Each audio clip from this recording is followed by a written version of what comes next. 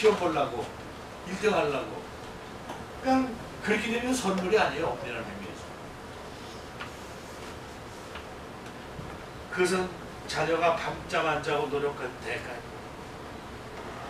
여러분, 선물이란 아무 일도 하지 않았지만 아무 공로도 없지만 주어지는 것을 말합니다. 그런데 구원이 바로 그런 선물이라는 말씀이죠. 오늘 말씀이 하나님의 선물이다.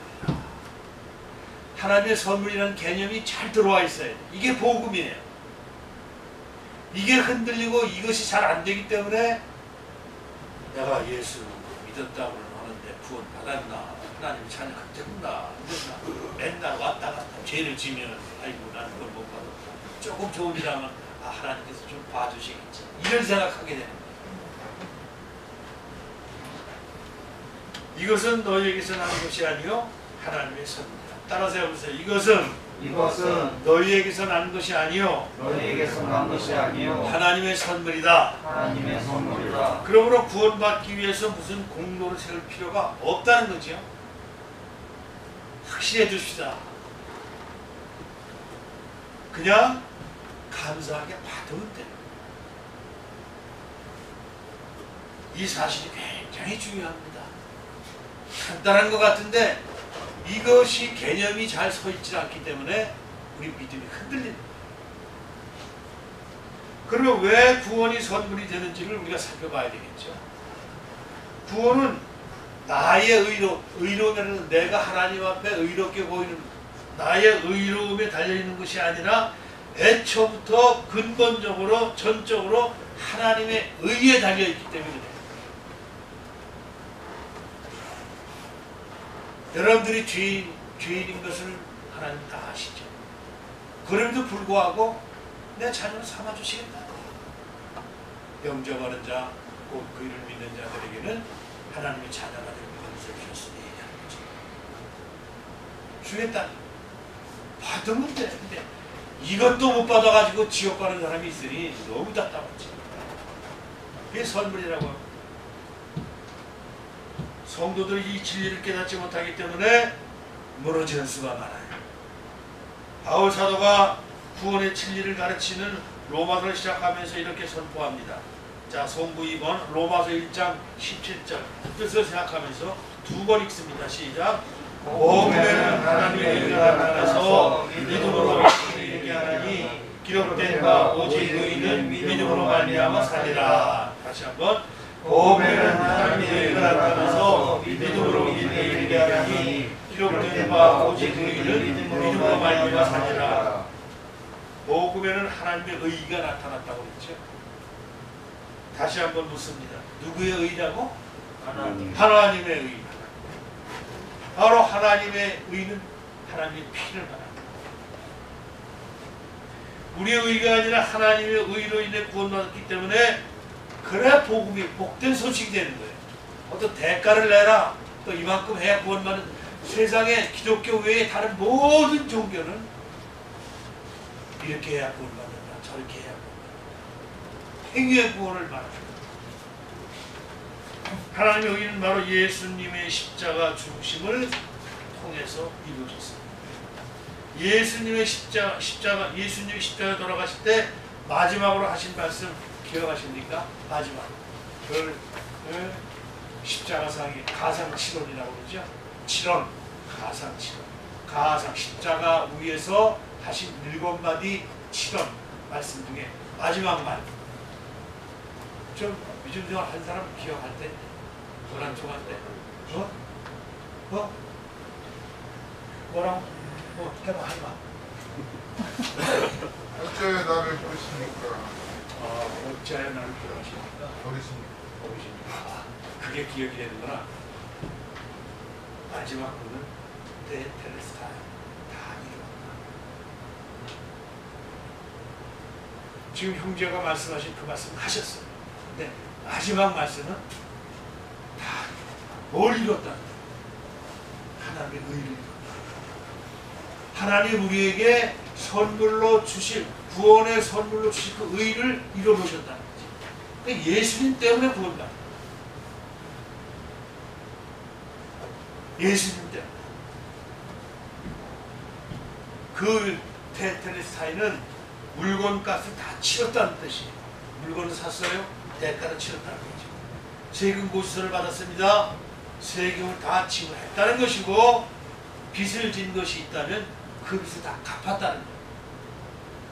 죄빚, 죄삭을 예수님이 십자가에서 테텔레스타인 다 이루었다. 죄인이었다면 받을 형벌을 다 받았다는 뜻이죠. 지불이 완료되었으므로 더 이상 지불할 것이 남아있지 않다는 뜻입니다. 우리를 구원하기 위한 모든 대가를 예수님께서 십자가에서 지불하셨다는 것, 이것이 신앙의 기초예요. 이것이 복음이에요. 딴 게 복음이 아니에요. 이것이 복음이에요. 그래서 우리는 십자가를 보면서 그렇게 감격해 합니다. 저 십자가에 하나님의 아들 예수님이 이 땅에 낮고 천한 마음간에 동정녀 마리아를 통해서 이 땅에 오셔서 바로 내 죄 때문에 인류의 모든 죄악을 다 당신이 담당하시고 십자가에서 죄값을 치르셨다는 거예요. 하나님은 그 십자가를 보시고 인류의 모든 죄악을 다 해결하시고 구원을 선물로 주신 근거를 얻게 되십니다. 예수님이 십자가 중심의 의미를 깨닫게 해주는 몇몇 사건들이 구약 성경에 나와 있습니다. 그 중에 하나가 출애굽기에 나오는 유월절 사건이에요. 그때 살아나기 위해서 어린 양의 피를 바른 집안에 들어가 있어야만 했습니다. 자, 3번 출애굽기 12장 23절 시작. 여호와께서 애굽 사람들에게 재앙을 내리시고 지나가실 때에 문 임방과 좌우솔지의 피를 보시며 여호와께서 그 문을 넘으시고 멸하는 자에게 너희 집에 들어가서 너희를 치지 못하게 하실 것입니다. 다시 한번 시작. 여호와께서 애굽 사람들에게 재앙을 내리려고 지나가실 때에 문 임방과 좌우솔지의 피를 보시면 여호와께서 그 문을 넘으시고 멸하는 자에게 너희 집에 들어가서 너희를 치지 못하게 하실 것입니다. 사망 권세를 잡은 것이 와서 이스라엘 백성 애굽에서 죽이려고 그럴 때 문서줄, 문서줄 지방 있잖아요. 문 들어가는 그 방안에 거기 피가 칠해져 있나 없나 그것만 보십니다. 그것만. 피가 칠해져 있으면 거기는 사망 권세가 못 들어가요. 근데 피가 없으면 들어가요. 여호와께서 무엇을 보시면 넘어가신다고 했습니까? 문 인방과 솔쥐, 문솔쥐 피를 따라서 해보세요. 문 인방과 솔쥐의 피를 보시면 여러분에게 다시 묻겠습니다. 예를 들어 문 인방과 솔쥐의 피가 있는 집안에 강도가 있었으면 또 도적이 있었으면 그럼 구원 받았을까요? 받지 못했을까요? 강도가? 네. 그렇지. 그게 뭐예요? 그게 얼마나 놀라운 사실이냐. 근데 그러기 때문에 너무 기가 막힌 사실이기 때문에 어릴 때부터 뭘 해야만 주고 내가 뭘 잘하고 뭘 복종하고 순종해야만 받아왔던 우리 율법적으로 살았던 우리에게 이게 이해가 안 됩니다. 그래서 성도들의 신앙이 무너져요. 문 인방과 솔쥐의 피가 있는 집안에 살인자가 있었다면 그는 구원받았을까요? 받지 못했을까요? 살인자인데 조주수입니다.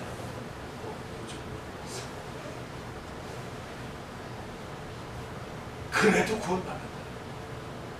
이게 복음이에요. 왜냐하면 구원받는 것은 집안에 있는 사람의 의로움 때문에, 행위 때문이 아니라 피 때문에. 그게 예수님의 보혈을 비춥니다. 반대로 분인방과 문설주에 피가 있는 집 바깥에 부처님 가운데 토막 같은 선한 사람이 있었다면 그런 구원 받았을까요? 받지 못했을까요? 다 죽으셔? 이 중대한 사실 앞에서 문 입방공 설치에 피가 칠해져 있는 문 밖에 붙여진 가운데 도망갔던 사람이 있었는데 그걸 구원받을까 못 받을까? 못 받는다. 그게 확실해야 돼요. 아, 구원은 나한테 달려있는 게 아니구나. 나의 행위에 달려있는 게 아니구나. 내 의로움에 달려있는 것이 아니구나. 이걸 철저히 깨달으면 깨달을수록 하나님의 은혜에 감사하게 됩니다. 이걸 모르니까 하나님의 은혜에 감사를 못하는 거죠. 이걸 아는 사람은 십자가만 바라봐도 뭉클뭉클해요. 저도 십자가를 하고 왔지만 저 십자가가 왜 가슴 뭉클하냐. 내가 아무것도 구원받을 만한 자격이나 의로움이 없는데도 그럼에도 불구하고 하나님은 나를 예수님의 보혈을 보시고 나를 용서하시고 구원을 주셨다는 거죠.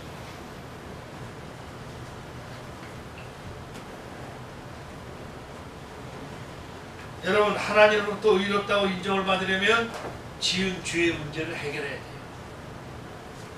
그런데 죄의 문제는 대충 말로 떼어 넘어갈 수 있는 그런 간단한 일이 아닙니다. 죄는 생명을 바쳐야 해결되는 엄중한 것이에요. 생명은 생명을 바쳐야만 얻을 수가 있습니다. 생명은 생명으로 바꾼다는 것이죠. 자, 성구 4번 레위기 17장 11절입니다. 레위기 17장 11절 시작. 육체의 생명은 피에 있으리라. 내가 여기를 너희에게 주고 제단에 뿌려 너희의 생명을 위하여 속죄하게 하였으니 생명이 피에 있으므로 피가 죄를 속하느니라. 따라서 해보세요. 생명이 피에 있으므로 피가 죄를 속하느니라. 생명이 피에 있으므로 피가 죄를 속하느니라. 그래서 구약 시대에는 어린 양이 죽어야 했던 거예요. 오실 예수님의 표상이에요. 신약 시대에 예수님이 오셔서 십자가에서 이루실 일을 미리 구약에서는 양을 잡아서 했단 말이죠. 그래서 제사 지냈죠. 어린 양은 예수님이 십자가에 죽으시는 모형이죠. 예수님은 우리의 생명을 위해서 우리의 생명을 버리심으로 하나님의 의를, 우리를 용서하신 의를, 구원 주실 의를 이루십니다. 자, 성구 5번 히브리서 9장 22절 두 번 읽습니다. 시작. 율법을 따라 시작. 율법을 따라 거의 모든 물건이 피로써 정결하게 되나니 피 흘림이 없은즉 사함이 없느니라. 다시 한번 시작. 율법을 따라 거의 5번 없어? 아, 내가 추가한 거구나. 잘 들으세요. 레위기 17장 11절의 말씀을 사도 바울이 신약에서 히브리서에서 인용합니다. 율법을 따라 거의 모든 물건이 피로써 정결하게 되나니 피 흘림이 없은즉 사함이 없느니라. 따라서 해보세요. 피 흘림이 없은즉 사함이 없느니라. 잃어버리지 마세요. 저는 누가 목사님 마지막 설교 딱 한 편 하고 죽으세요 그러면은 이 설교 할 거예요. 이 설교. 보혈에 대한 설교. 하나님이 우리를 용서하지 아니할 수 없는 이유가 예수님은 하나님의 말씀을 순종해서 십자가에서 저와 여러분들 위해서 피 흘려 주셨기 때문에 우리가 예수님 바라보면 하나님은 우리를 용서하지 아니할 수가 없게 돼. 이게 복음인 줄로 믿으시기 바랍니다. 이거 참 깨달아야 돼. 생명은 생명을 바쳐야만 얻을 수 있다는 예를 들어보겠습니다. 1941년 6월 31일 1941년이면 2차 대전 중이죠. 폴란드의 아우슈비츠에서 일어났던 사건입니다. 우리가 잘 알듯이 히틀러는 폴란드에 포로 수용소를 건설해 놓고 수많은 유태인들을 죽였어요. 600만 명. 참 세상에 그런 일이 있을 수가 없지. 그때 유태인만 죽인 것이 아니고 폴란드 사람들도 많이 죽었습니다. 많은 사람들이 탈출을 시도합니다. 이래 죽으나 저래 죽으나 어차피 죽으니까 탈출하다 걸리면 죽는 거고 탈출하면 되는 거고 이 탈출자가 속시다. 죽기 살기로 탈출하고 죽기 살기로 탈출할 걸 막으려고 하는 게 막아져. 탈출이 계속되자 포로 수용소는 하나의 규칙이 만들어졌어요. 그것은 한 사람이 탈출했을 때 그 캠프에 남아있는 사람 10명을 죽인다는 거예요. 연좌제를 거는 거죠. 이거를 갖다 김일성부터 닮아가지고 공산치에서 치리하는 수법이 이 수법이 연좌제. 서로 감시해서 탈출을 못하도록 하는 규칙. 어느 날 요란스럽게 사이렌이 울리고 모든 사람들이 운동장에 모였어요. 한 사람이 탈출했다는 거예요. 이제 남아있는 사람 중에서 10명이 죽어야 했어요. 사람들 일렬로 세웠어요. 수용소 소장은 무거운 발걸음으로 다가와 입가에 싸늘한 미소를 지으면서 죽을 사람을 지적합니다. 너 이유가 없어요. 너 그러면 하여튼 10명입니다. 그러다가 소장이 프란시스 게오니 책이라는 사람을 가리키며 너라고 지적했더니 그때 그 자리에 그만 풀썩 주지 않고 있었어요. 왜냐하면 자기 불쌍한 아내와 아이들 이제 내가 죽으면 어떡하지? 가족들 때문에 너무 안타까운 모습에 동그란 안경을 쓴 키가 작달만한 사람이 한 걸음 나와서 이렇게 말합니다. 저는 신부입니다. 저는 아내도 없고 아이도 없습니다. 저 사람 대신 내가 죽겠으니 대신 끌어가 주십시오. 저가 죽으면 한 사람이 죽는 것이, 제가 죽으면 한 사람이 죽는 것이지만 저 사람이 죽으면 7사람이 죽는 것입니다. 소장은 이거 삐죽삐죽 대면서 그렇게 죽는 게 소원이라면 그렇게 대우해 주지. 그 사람이 바로 맥시밀란 콜베라는 친구예요. 콜베 신부. 결국 그는 47세의 나이로 죽음을 당했습니다. 그리고 40년이 지난 후인 1982년 10월 12일 로마 교황청에서는 이 신부의 죽음을 기리기 위해서 다시 한번 장례식을 거행했습니다. 성 베드로 광장에 무려 15만 명이 모였습니다. 성대한 장례식을 가졌습니다. 그 장례식에는 프란시스 게오니 책의 아내와 아이들, 손자와 손녀들이 모두 참석했습니다. 그리고 그들은 떨리는 목소리로 이와 같이 고백합니다. 콜베 신부의 죽음이 우리에게 생명을 줬습니다. 얼마나 고맙고 감사하겠습니다. 여러분, 저와 여러분 지금 우리는 똑같은 고백을 주님께 드려야 합니다. 우리 주 예수 그리스도의 죽음이 나에게 생명을 줬습니다. 예수님이 내 대신 십자가에서 죽으셨기 때문에 나는 구원을 받았습니다. 그런데 주의해야 할 것이 있습니다. 그것은 사탄의 참소. 마귀는 어떻게든지 믿음을 무너뜨려서 하나님의 자녀들이 실망하게 만들고 낙심하게 만들고 구원을 헛되게 만들고 사탄은 오늘도 우리를 이렇게 공격해 옵니다. 예를 드는 거예요. 아무개 장로야, 권사야, 집사야, 너 기독교인 맞니? 너 세례 받았지? 너 그 따위로 예수 믿어서 구원 받겠느냐? 너 속 끓는 거야? 너 거짓말이야? 너 거짓말 했잖아? 너 기도도 안 했잖아? 너 사람들 미워했잖아? 그렇지? 그럴 때 이때 내 자신의 의로 그때 마귀의 지적에 자기 자신을 바라보면 지는 거예요. 그 사람의 사탄에 대해서는 백전백패할 수밖에 없어. 그렇지. 나 같은 죄인이 어디 있다. 내가 감히 전도를 해라는 생각이 들 때 그럴 때 사탄에게 속으면 안 돼. 즉시 우리의 관심을 내 자신과 내 죄로부터 십자가로 돌려야 합니다. 그리고 이렇게 대답을 해야 돼. 사탄 너 이런 죄 지었지 하면서 공격하면 그래, 그게 사실이다. 나는 죄를 지었다. 그러나 라고 대답을 해요. 그러나 영어 문장에서 but 지나면 그 뒤에 문장은 반전이 일어납니다. 예수 그리스도가 십자가에서 나와 나의 모든 죄에 대한 벌을 대신 대신 받았습니다. 예수님이 내 대신 받았으므로 나는 더 이상 그 죄와 상관이 없다. 예수의 이름으로 명하노니 사탄아 올라가라.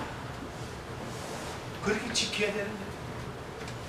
이렇게 고백하는 순간 마귀는 슬그머니 물러가게 되어 있습니다.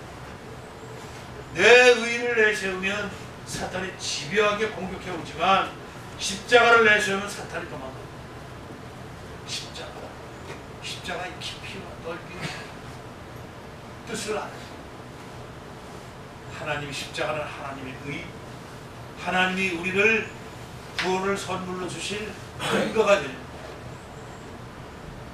유명한 D.L. 목사님이 있습니다. 두 대륙, 미국과 유럽 대륙을 복음으로 부흥을 일으킨 유명한 목사님인데 그 무디 목사님에게 한 청년이 와서 이런 고백을 합니다. 목사님, 전 예수를 믿습니다. 지은 죄를 다 회개했습니다. 그래도 한 가지 죄가 잊어지지 않고 계속 기억나서 괴롭습니다. 이 죄를 어떻게 해야 합니까? 하고 물었어요. 근데 무디 목사님 이렇게 물었어요. 자네 예수 믿는 사람 맞는가? 네, 맞습니다. 그럼 예수님이 십자가의 피로 자네의 모든 죄가 용서받았다는 사실을 믿는가? 예, 믿지요. 그때 무디가 버럭 발을 내면서 턱을 쳤습니다. 네가 믿는다면, 그렇다면 예수님이 십자가의 보혈을 흘려주셔서 잊으신 죄를 왜 자네가 기억하고 있는가? 예수님께서 이미 용서하셨다는데 왜 용서가 안 되었다고 생각하는가? 나는 그걸 고통했습니다. 그렇습니다. 이런 태도는 십자가의 공로를 무시하는 태도. 이런 태도는, 잘 들으세요, 십자가의 공로를 무시하는 태도. 이런 태도는 십자가의 보혈을 무용하게 만드는 것입니다. 이런 태도를 하나님의 의를 무가치하게 만드는 것입니다. 그제야 청년은 그 호통을 듣고는 정말 그러네라고 돌아갔습니다. 정말 그렇군요. 이게 복음의 참 진리를 깨닫지 못하니까 그래요. 찬송가 150장에 보면 갈보리 십자가 있어요. 거기 기록되어 있어요. 내용만 봅시다. 갈보리 산 위에 십자가 섰습니다. 주가 고난을 당합니다. 험한 십자가를 내가 살아가면 주가 보혈을 최후 승리를 얻기까지 주의 십자가 살아갑니다. 빛난 멸류관 받기까지 험한 십자가 붙들고 멸치천대 받은 주의 십자가에 나의 마음이 끈 귀한 어린 양이 세상 죄를 지고 험한 십자가 치셨다. 최후 승리를 얻기까지 주의 십자가 살아갑니다. 빛난 멸류관 받기까지 험한 십자가 붙들고 험한 십자가에 주가 흘린 피를 믿는 마음으로 말하고 나를 용서하고 내 죄 사하시고 주가 흘리신 최후 승리를 얻기까지 주의 십자가 살아갑니다. 빛난 멸류관 받기까지 험한 십자가. 주님 예비하신 나의 본향집에 나를 부르신 그날에는 영광 중에 계신 우리 주와 함께 내가 죽도록 충성하고 최후 승리를 얻기까지 주의 십자가 살아가고 빛난 멸류관 받기까지 험한 십자가 붙들고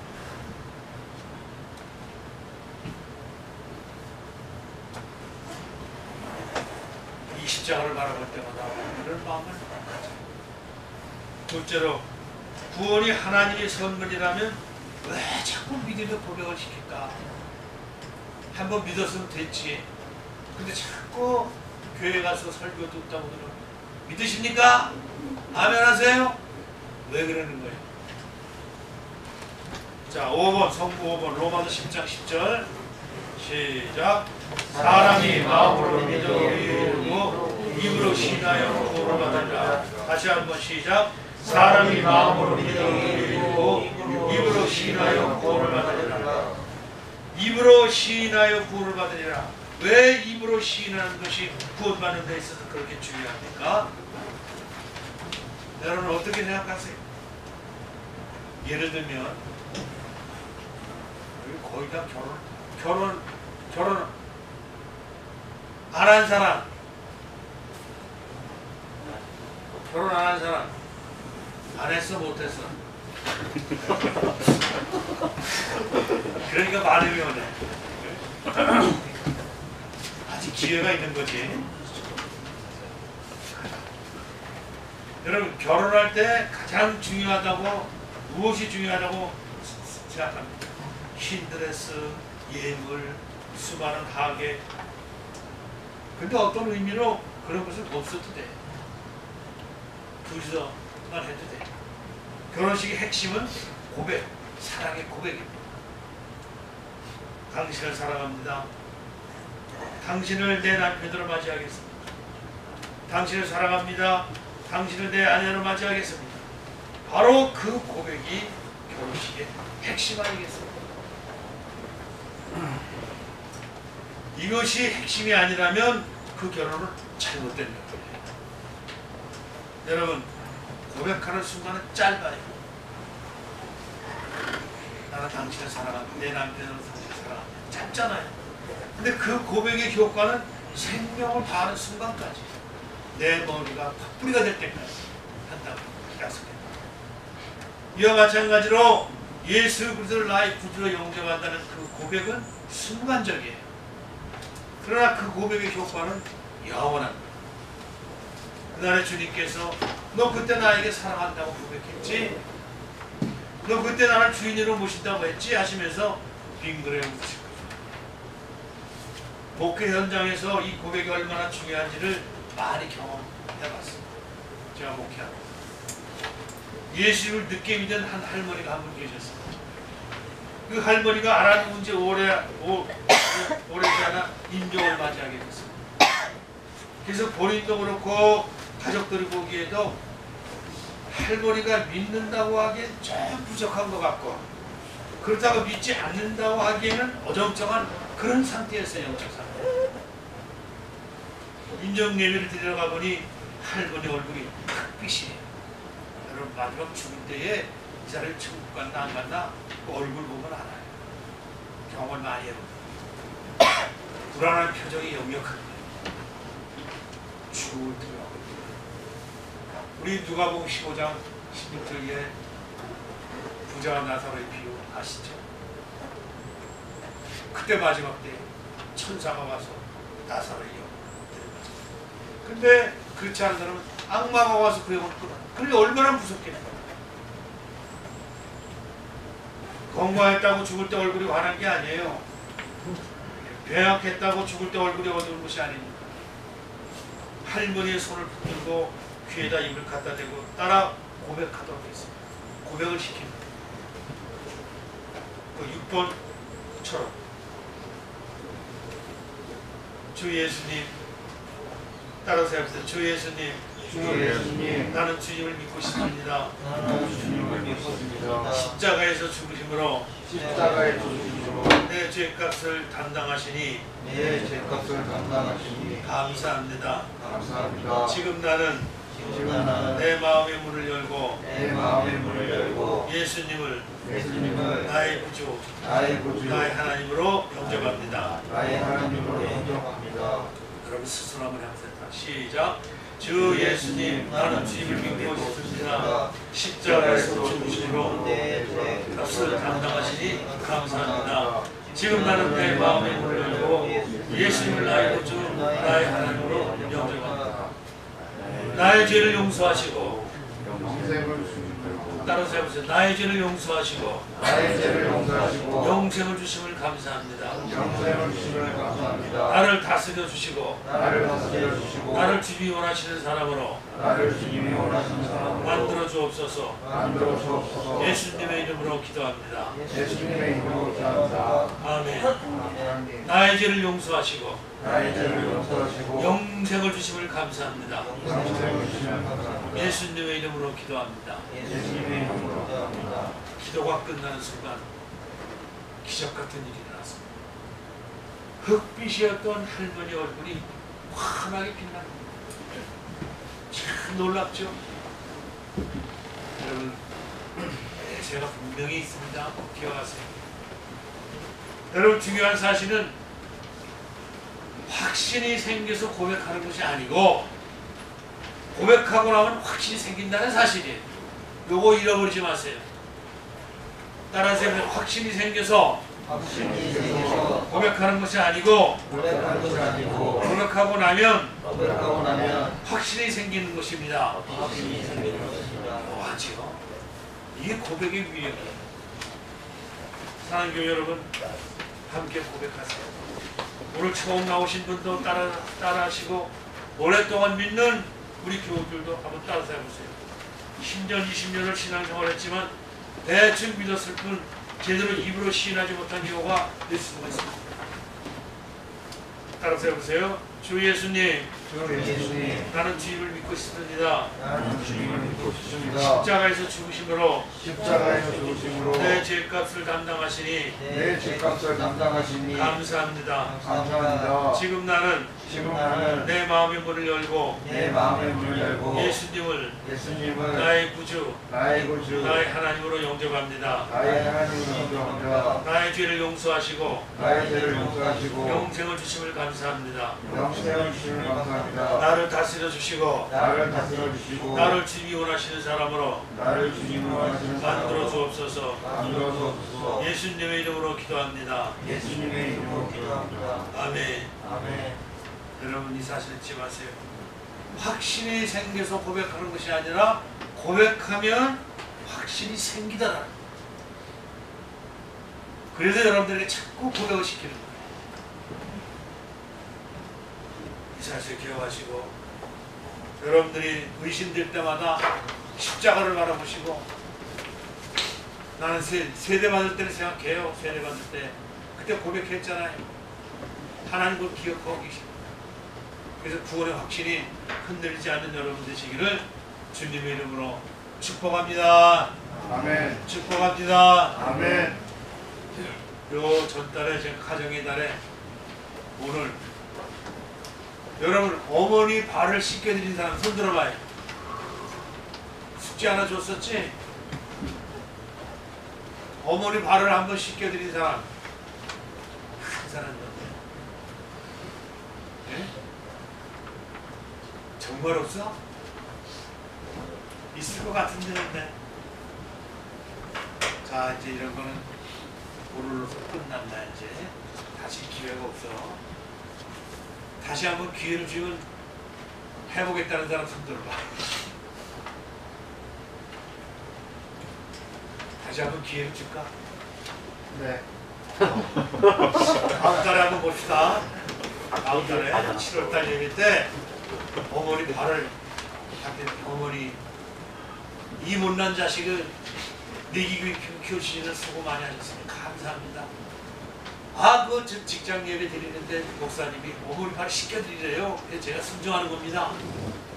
그럼 좀 덜 미안하지 않아? 그렇게라도 해서 다음 달에 다시 한번 기회를 주는 거야. 미얀마 친구들 잘 알아듣지 못하면 설명 좀 잘해줘. 맞동하는 사람. 자, 공동기도 제목 따라서 합니다. 하나님, 이 시간 나라와 민족을 위하여 기도합니다. 대통령과 위정자들이 하나님을 경외하는 자들이 되게 하여 주시옵고 이 나라가 하루빨리 평화적으로 복음적으로 통일되게 하여 주시옵소서. 사랑의 주님, 세계 도처에서 일어나고 있는 우크라이나 러시아의 전쟁, 기후변화로 인한 홍수, 지진, 미얀마의 내전들, 그리고 이스라엘과 팔레스타인 무장단체, 그리고 이스라엘과 팔레스타인의 군단체 하마스와의 전쟁 등으로 수많은 사상자가 발생하였습니다. 하루빨리 무고한 시민들의 사상자가 더 이상 생기지 않도록 이 전쟁을 멈추게 하여 주시옵소서. 피해 산업 본사와 각 나라의 지사들과 한국의 생산 공장을 축복하시고 안전사고가 없게 하시고 생산된 제품들의 불량과 하자가 없게 하여 주시옵소서. 피해 산업을 운영하시는 강성일 대표님과 가족들 그리고 이현정 사모님과 피해 모든 직원들을 건강으로 축복하여 주시옵소서.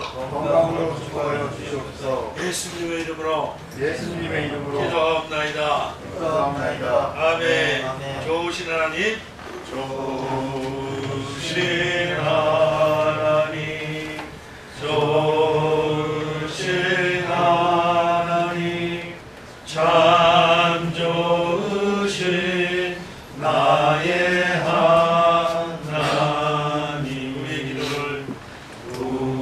우리의 기도를 응답해 주시는 참 좋으신 나의 하나님, 한없는 축복을 우리에게 주시는 참 좋으신 나의 하나님. 주님 가르친 기도 하심으로 예배를 마치겠습니다. 하늘에 계신 우리 아버지여, 이름이 거룩히 여겨지시오며 나라의 마음이시며 뜻이 하늘에서 이루어지듯이 땅에서 이루어지자. 오늘날 우리에게 일용할 양식을 주옵시고 우리가 우리에게 죄지은 자를 사하여준 것 같이 우리의 죄를 사하여 주옵시고 우리를 시험에 들게 하지 마옵시며 다만 악에서 구하옵소서. 대능의 권세와 영광이 아버지께 영원히 있사옵나이다. 아멘. 생일 맞이한 분들 회사에서 여러분들 축복하시는 생일을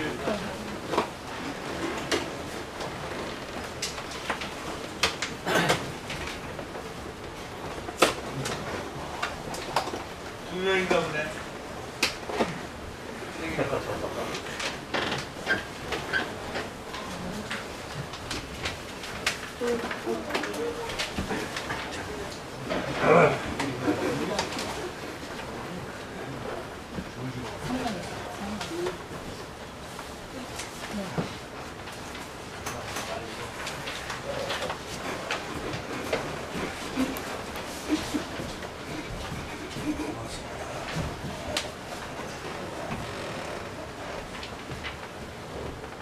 두분 나오세요.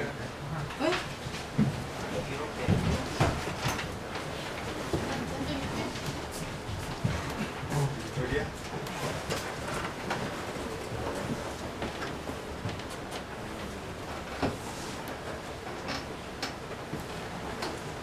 여러분, 사랑하는 두 형제는 하나님이 이 땅에 내주신 날이에요. 그걸 우리가 축복합니다.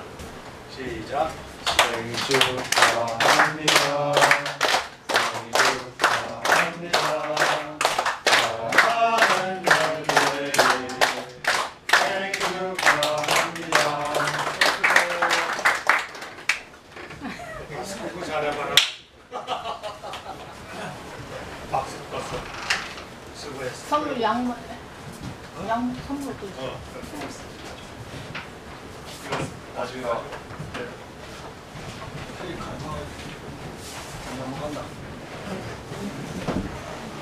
하나님이 온 우주 만물을 창조하시면서 하나님의 형상을 따라 사람을 지으셨다고 했습니다. 저와 여러분들은 어떻게 생겼건 하나님의 형상을 닮은 사람입니다.